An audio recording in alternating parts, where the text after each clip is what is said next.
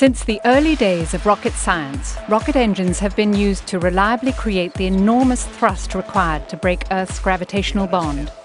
During launch, the Space Shuttle main engines blast out enough steam to power 1/3 of the Californian power grid. Imagine harnessing this tremendous energy. Lift off. Over the past 18 years, the California-based company Clean Energy Systems has turned imagination into reality by enabling the same reliable, clean and powerful principles to be used in everyday energy applications.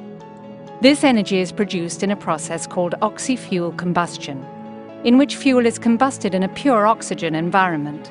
Separating out the nitrogen before the combustion process avoids the formation of nitrogen oxides, or NOx, during combustion.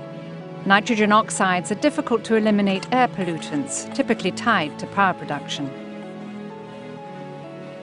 At the heart of the CES system is CES's proprietary oxy-fuel combustor, or gas generator, a rocket engine re-engineered to run continuously. Typically, fuel comes in the form of natural gas or associated gas. However, because the CES gas generator burns fuel in a pure oxygen environment, a large variety of fuels may be combusted, including those which are normally uneconomic, such as CO2 contaminated gas or CO2 EOR, recycled gas.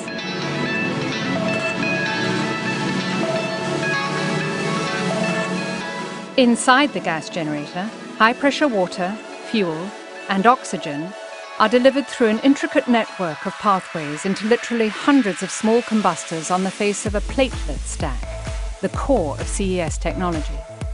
Each combustor outlet precisely mixes fuel and oxygen stoichiometrically to ensure a clean and complete combustion, leaving no waste in the drive gas. Water is injected into the combustion chamber in several stages to achieve reassociation of combustion byproducts and to quench the drive gas to the required temperature for the equipment downstream. A cooling jacket around the combustor is used for both preheating the water before being injected into the process and for cooling the equipment itself. After exiting the gas generator, the drive gas enters a conventional high-pressure non-condensing steam turbine to generate power.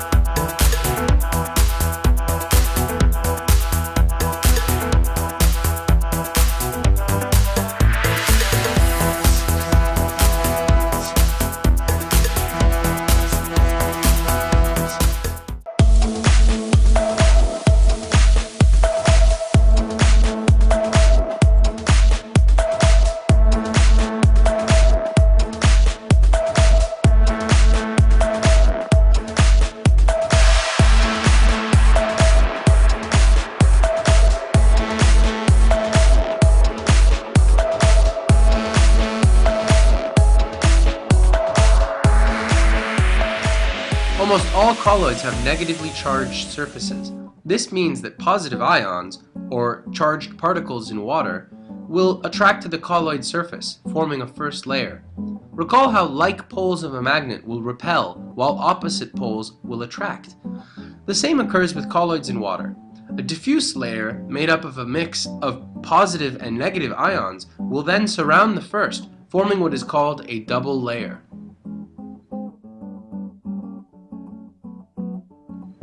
This double layer provides a repulsive force that prevents two colloids from sticking to each other.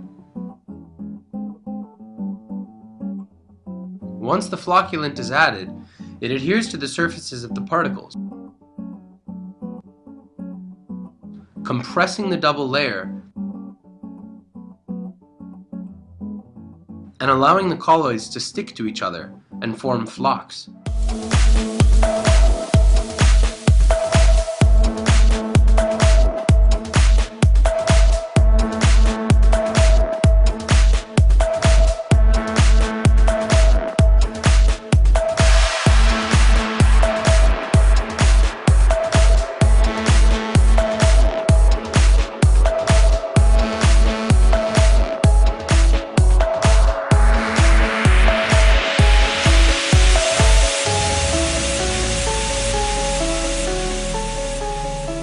We are performing jar tests which simulate the operation of the MBC. The first simulation is on stormwater which contains silt and clay. As a first step, we measure the turbidity of this sample, and it is 369 FAU. The first thing we do is begin mixing of the samples, as is done in the MBC unit. We then add magnetite. Magnetite is an inert iron oxide.